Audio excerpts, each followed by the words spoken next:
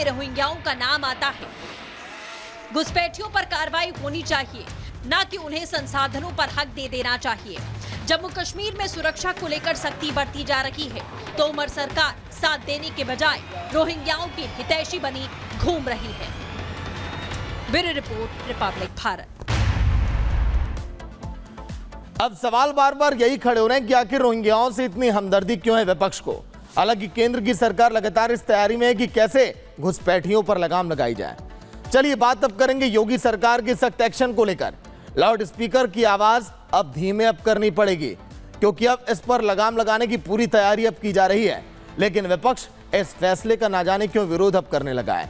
विपक्ष अब परेशान है और इसे विशेष समुदाय से जोड़कर अब देखा जा रहा है। हालांकि ये फैसला हिंदू और मुस्लिम दोनों के लिए है, यानी कि मंदिर और मस्जिद दोनों जगहों पर यह नियम लागू होंगे। रिपोर्ट आप देखिए।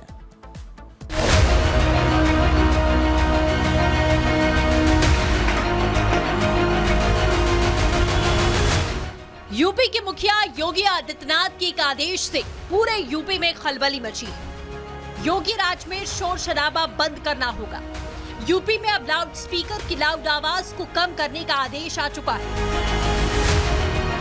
सीएम योगी ने अधिकारियों को साफ कहा, आवाज धीमी करो।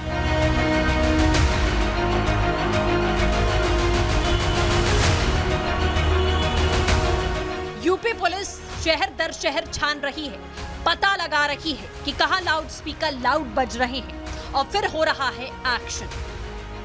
ऐसा एक्शन कि राजधानी लखनऊ से लेकर पीलीभीत, कन्नौज समेत हर एक जिले में हड़कंप मच चुका है। मुख्यमंत्री के निर्देशों के बाद सुप्रीम कोर्ट के फैसले का हवाला लेते हुए अलग अलग धार्मिक जगहों पर जाकर जो ओवर साउंड के लाउडस्पीकर है उन्हें हटवाए जा रहे हैं। ऐसे ही जो ये मस्जिद दिखाई दे रही है, ऐसे ही धार्मिक स्थलों पर न केवल लखनऊ बल्कि संभल, जौनपुर, मुरादाबाद अलग अलग हिस्सों में जाकर पुलिस ऐसे धार्मिक जगहों पर लाउडस्पीकर्स को मार्क कर रही है। सीएम योगी का आदेश लाउड एंड क्लियर है। यूपी में कानून का शासन है। किसी ने कानून के खिलाफ जाने की कोशिश की तो उसको डाउन कर दिया जाएगा। लेकिन विपक्ष तो विपक्ष है, उसे हर मुद्दे पर विरोध का राग अलापना ही है। तो बीजेपी ने पलटवार कर आईना भी दिखा दिया है।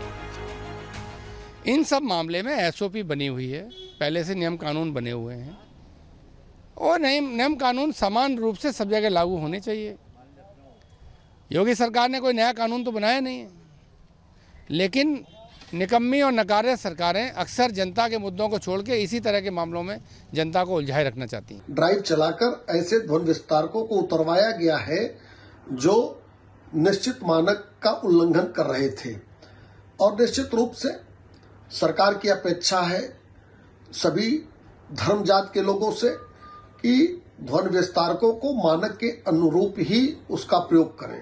पूरी दुनिया में मस्जिदों में लाउड स्पीकर लगा हुआ है, क्या हिंदुस्तान अलग रहेगा क्या? इस मुल्क में ये लोग जानबूझकर के मुसलमानों के नाम पर सिर्फ और सिर्फ मुसलमानों को जितना तकलीफ देंगे, जितना परेशान करेंगे, उतना उनका वोट बैंक जो पोलराइज होगा। ये इसलिए ऐसे ही कर रहे हैं।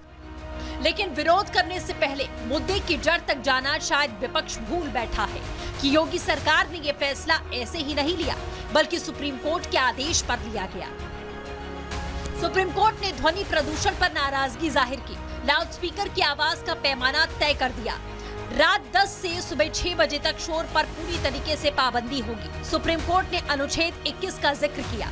व्यक्ति को प्रदूषण मुक्त जीवन जीने का अधिकार है, ये सुप्रीम कोर्ट ने टिप्पणी दी। नियमों के उल्लंघन पर सुप्रीम कोर्ट ने चेतावनी तक दे डाली कि राज्य सरकार को स्पीकर जब्त कर देने चाहिए। सरकार के इस आदेश में विपक्ष अपनी सियासत खोज रहा है, लेकिन यूपी की जनता क्या सोच रही है वो भी सुन लीजिए। दिक्कत तो बहुत है, छोटे छोटे बच्चे और सब पढ़ाई कर रहे हैं। पहली चीज़ तो ये साउंड पोल्यूशन अलग हो रहा है और बच्चों की पढ़ाई में डिस्टर्बेंस हो रहा है। कई चीज़ों में है, रोड पे चल रहे हैं आदमी, आप पीछे से कोई हॉर्न दे रहा है, कुछ हो रहा समझ में नहीं आ रहा, तेज चल रहा है। नहीं है, सही है, दोनों जगह से सही है और ये होना चाहिए।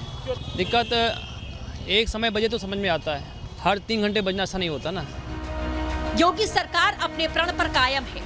सरकार किसी को रियायत देने की मूड में नहीं है, चाहे वो मंदिर हो या मस्जिद।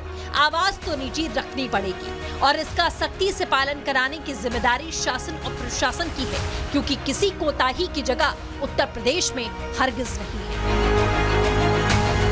Bureau report, Republic Bharat. तो चलिए अब आपको तस्वीर दिखाएंगे उत्तराखंड के बागेश्वर जिले के भनार गांव की, जहां पर एक भालू 2 शावकों के साथ गांव में घुस गया, जिसके बाद पूरे गांव में अब दहशत का माहौल है। देखिए आप भी। ये तस्वीरें हैं उत्तराखंड के बागेश्वर जिले के कपकोट ब्लॉक के भनार गांव की, जहां एक भालू अपने 2 शावकों के साथ रिहायशी इलाके की ओर आ गया, जिसके बाद गांव वालों में हड़कंप मचा। तस्वीरों में साफ तौर पर देखा जा सकता है किस तरह से भालू और उसके शावक झाड़ियों और पत्थरों के बीच से होते हुए भनार गांव में रिहायशी इलाके की ओर पहुंचते हैं। भालू और उसके शावकों को देखकर गांव वालों के होश उड़ गए। अपने बच्चों, परिवार और मवेशियों की सुरक्षा को लेकर ग्रामीण टेंशन में आ गए, जिसके बाद उन्होंने शोर मचाकर भालू फैमिली को जंगल की ओर भगाया। गांव वाले वन विभाग से गांव में गश्त बढ़ाने और भालू के आतंक से निजात दिलाने की मांग कर रहे हैं। उधर वन रेंजर्स का कहना है इन दिनों भालू धूप सेकने के लिए जंगल से बाहर आते हैं। ठंड के मौसम के चलते पहाड़ों पर लगातार गिरते तापमान की वजह से जंगली जानवर राहत की तलाश में लगातार घूमते हैं। ऐसे में जंगल के आसपास के लोगों को खुद भी सतर्क रहने की जरूरत है। वहीं जम्मू कश्मीर में भी भीषण ठंड ने अब देखिए अब दस्तक दे रही है। बारामूला में तो मानो स्वर्ग जैसा नजारा है। पेड़ पौधे, वहां पर झरने, सड़कें, नदियां, सब कुछ यहां पर बर्फ की चादर से ढकी हुई दिखाई दे रही हैं। बारामूला में प्रचंड ठंड की देखिए आप भी ये तस्वीर।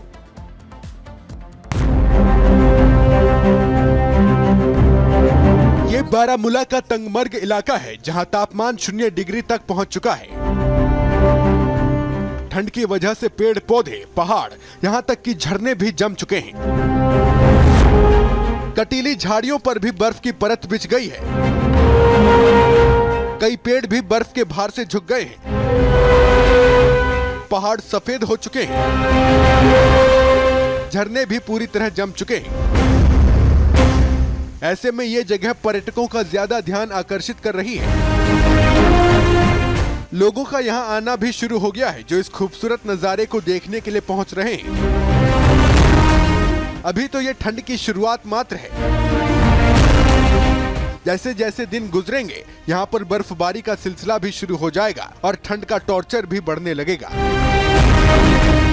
Bureau report, Republic Bharat. वहीं जम्मू कश्मीर के गुरेज घाटी की अगर बात करें तो एक ट्रक देखिए बर्फ में 300 फीट गहरी वहां पर फंस चुका था। सेना की टीम वहां पर पहुंची, तुरंत रेस्क्यू ऑपरेशन चलाया गया और अपनी कुशलता से उस ट्रक को बचा लिया गया। देखिए आप में।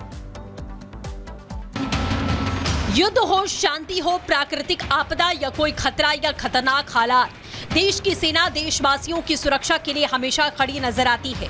इसकी एक मिसाल देखने को मिली जम्मू कश्मीर प्रदेश में, जहां एक सिविलियन ट्रक बर्फ में फंस गया, जिसके लिए सेना का जवान देवदूत बनकर आए और फंसे लोगों और सामान समेत पूरे ट्रक को सुरक्षित निकाला गया। जम्मू कश्मीर समेत देश के तमाम उत्तरी पहाड़ी राज्यों में इन दिनों कड़ाके की ठंड पड़ रही है। हालात ये है कि जम्मू कश्मीर हो या लद्दाख, दोनों ही प्रदेशों के तमाम इलाके इन दिनों बर्फ से ढके हैं और इसी बर्फ की चपेट में आ गया है एक ट्रक। जम्मू कश्मीर की गुरेज घाटी में जेड कुशी ब्रिज के पास में ट्रक 300 मीटर नीचे बर्फ में फंस गया, जहां तापमान 0 से नीचे है। इतना ही नहीं, बर्फीली सतह और तेज हवाओं की